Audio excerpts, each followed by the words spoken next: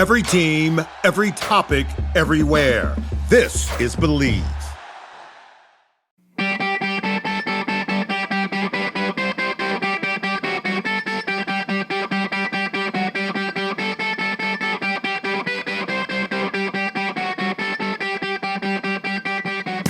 What's up, everybody? Friday Face-Off here. Friday, as some of the kids are calling it today, from what I understand. Jeff, you're a little bit more hip to the newer ones, working with so many of those youth studs. No?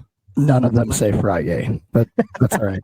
I've heard it. Okay, never mind. Anyways, huge topic here today on our Friday Face-Off, and we're kind of building back into the college hockey landscape here with everybody getting back to campus here in the next couple weeks to start school and to start classes. So we did our first one on the transfer portal, that big change in college hockey. The next one we did was on NIL, name, image, and likeness, and college athletes getting paid. And then this week, our last installment of this series is going to be the big change that happened, and that is allowing kids who have played in the CHL, the Canadian Hockey League, as some people know it, Major Junior, are now eligible to play college hockey at the Division I level. And so, wow, like this has really made some shockwaves, to say the least. I know a lot of people still in college coaching. They're spending a lot of time in Canada and have spent a lot of time in Canada over the past bunch of months since this thing has come about.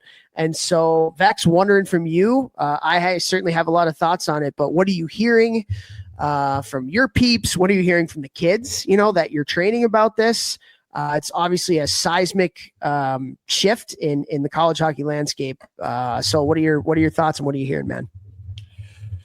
I mean, I think overall it makes sense for hockey in the broad strokes. Zooming out, I think that it's going to hurt American-born hockey players. Having so many more Canadians now being able to go to college hockey after playing juniors. So 10,000-foot view, hockey as a game, I think it helps. Looking at, I'm an American, love America, always trying to help local players as much as I can. And I do think this is going to hurt probably American players, at least to start.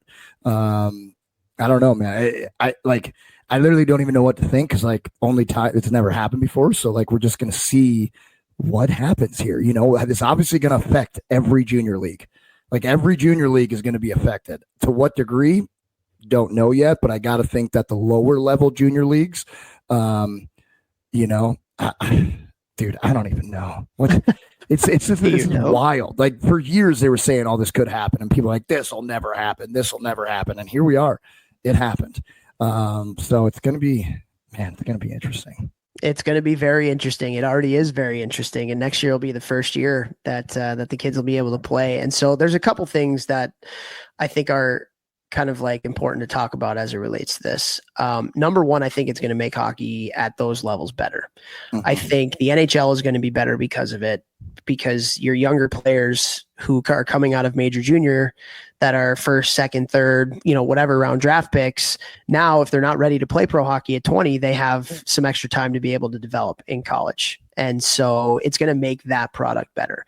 It's going to make college hockey on the ice better, because you've just opened up a talent pool of 3 of the best junior leagues in the world to now be able to come down and play. So the talent that you're going to see from, the big blue blood type schools all the way down to, the schools that, are struggling a little bit and maybe lesser of leagues, their talent pool just got raised up a ton. So I actually think it's going to create a little bit more parity in college hockey. The product itself is going to be better because there's going to be more talent in there. And so I think college hockey as a whole is going to get a lot better. I think junior hockey is going to get a lot better too, because now there's going to be a lot more competition for players. A lot more competition for players. You're already seeing it. There's players from the USHL that are not, or players in the States that are not going to the USHL and they're going to play in the CHL. And so it's going to have to up the game of American made junior hockey. They're just going to have to get better. And so hopefully that raises the level of commitment that some of these owners have in these different leagues to focus on player development and create a better product and create a better experience for the kids that are in their system. And so I think as a whole, junior hockey is going to get better because there's a more competitive landscape for players now. There's more options for kids to go particularly ones that wanted to go to college before. Now they can go to the team that drafted them in the CHL, or they can go to the team that drafted them in the USHL. If you're undrafted, you can go wherever you want. So competition breeds excellence a lot of the time. So I think those are important conversations to be had. Any thoughts on those things? Yeah, I mean, competition breeds excellence. We're huge proponents of competition and believe in that exact philosophy. So yeah, I mean, I guess USHL teams are going to have to offer better development. I mean, they already do offer the best development in the US, obviously, but now it's like, okay, well, we don't want our guys leaving to the major junior. Like, what are we offering? What are we doing? What are we bringing to the table that's going to make them want to stay? And how can we help them more than the help that they're going to get from a major junior team? So USHL, I think, is definitely, they're going to lose some talent up front, but in the long run, it's going to make them have to really focus on what they're offering. They got to be better. Players. Yeah. But then I think below the USHL, I think it's probably going to hurt. I think it's probably going to hurt because the guys who are leaving to go to major junior that would have played in USHL, now null guys are going to probably pop up and take that spot. And so I think it's going to hurt the null, the BC, and every league below the USHL, at least in the beginning, because those leagues don't have the same type of funding below the USHL. They don't have the same type of deals, the travel might be worse, like things like that. So it might hurt those leagues. But again, competition breeds excellence. Maybe what we needed is to have less junior leagues or less junior teams. I don't know. So we'll, time will tell what happens here. Yeah, it's you wonder what is going to happen to those leagues for sure. Like, does the NA become a little bit more of a Division III feeder league? What does it do to the NCDC and the USPHL, those tier 3 leagues out in the East? Does junior hockey become younger? That's a question a lot of people are asking now. Like, does the USHL, they have the ability to tender 2 kids at 16 now. Do they use those 2 tenders so they don't go to major junior up in Canada?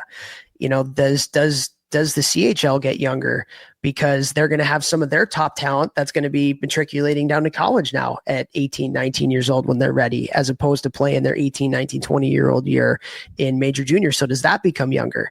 There's so many things that need to be worked out. So like, none of these questions are going to be answered right away. There's a lot of a feeling out process that's going to happen, and to see where the wind takes everybody. But all in all, I think it makes the NHL better, in my opinion. I think it makes college hockey better, in my opinion. It makes junior hockey better, in my opinion, because everybody's going to have to up their game with the more competitive landscape now. I'm worried for USA Hockey, as you stated at the beginning, because you have just opened up the talent pool to 60 some odd teams in 3 great leagues to now, I don't want to say take the spots of a lot of American kids that were going to college, but that's kind of what it is, guys. And so that's where, like, there has to be such a premium now of what we communicate in youth hockey, and especially as you get a little bit older into bantams and midgets and into junior hockey, on resilience and adversity, because it is like, it's just a fact. There are more players eligible for the same amount of spots than there were before, by a ton. That's just a reality.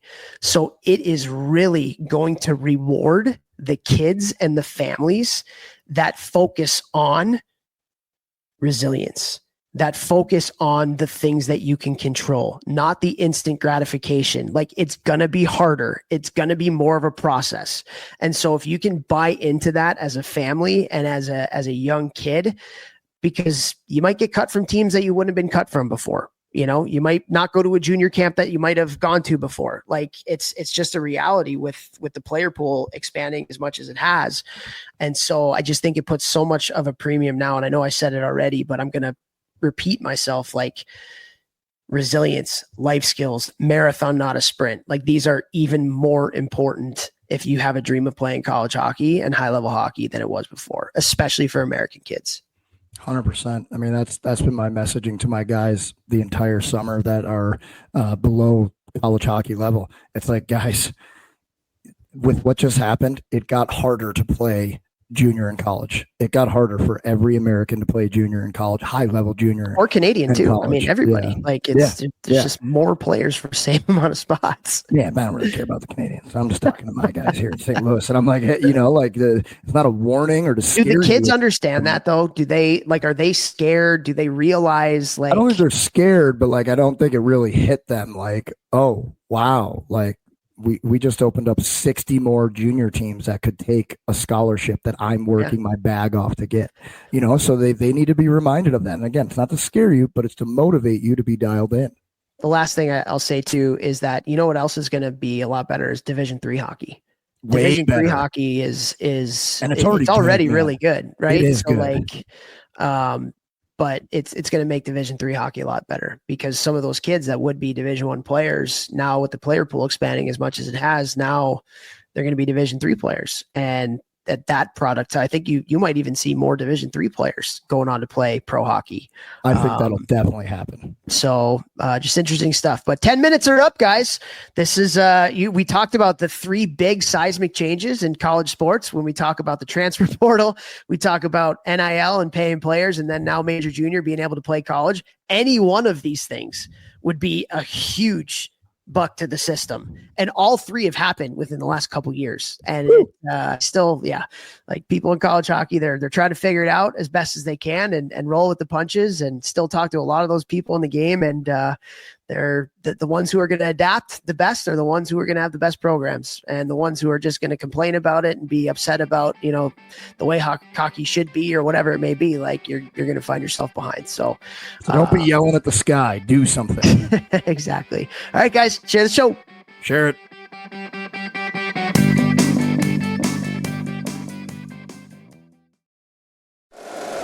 If you like the show, please take a moment to rate, review, and subscribe. It really does help the show to grow.